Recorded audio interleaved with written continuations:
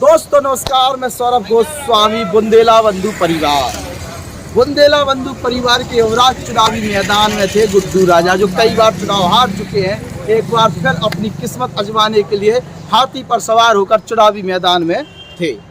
चुनावी तैयारियां जबरदस्त देखने को मिली। हर प्रकार से हर कदम उठाया उन्होंने, जिस तरीके से चुनाव को मैनेज किया जाए, वोटरों को मैनेज किया जाए।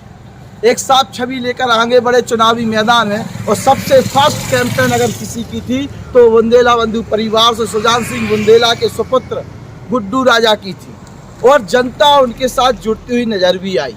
सामान्य फैक्टर चुनावी मुद्दा बन चुका था कि सामान्य को जो टिकट देगा हम उसके साथ होंगे। लगातार एक ही जाति से चुने जा रहे विधायकों के कारण कहीं ना कहीं ये मुद्दा उभर के सामने आया। और इस मुद्दे को उभरते हुए देखते हुए कहीं ना कहीं बुंदेला बंधु परिवार ने सपा छोड़ जो है बीएसपी का दामन थामा और बीएसपी ने तत्काल उन्हें टिकट दे दी। गुड्डू राजा बीएसपी का चेहरा बने। बढ़िया प्रेस कॉन्फ्रेंस हुई, जिले की तमाम मीडिया उपस्थित रही। सब कुछ उन्होंने किया जो करना चाहिए चुनावी माहौल के बीच में, जनता के बीच में। चाहे वो पैदल घूमना हो, चाहे गाड़ी से घूमना हो, चाहे मोटरसाइकिल से घूमना हो, हर तरीके से एक एक वोटर के पास पहुंचने की कोशिश उन्होंने की। और तमाम गांव उन्होंने घूमे। हम उनके साथ परछाई की बनकर उनके साथ में घूमते हुए नजर भी आप लोगों के लिए आए होंगे। चुनाव समझा, चुनावी रणनीति को समझा। और कहीं ना कहीं जो भूख, जीत की भूख जो थी, वो चंद्रभूषण सिंह बुंदेला और गुड्डू राजा के अंदर देखने को मिली। उनके पिता ने एक कहा, मेरा आखिरी चुनाव है। सुजान सिंह बुंदेला पूर्व सांसद, लगातार 2 बार ललितपुर की जनता, झांसी की जनता ने इन्हें आशीर्वाद दिया और सांसद बन किया है। घर की लड़ाई, चाचा भतीजे की लड़ाई किसी छुपी हुई नहीं थी।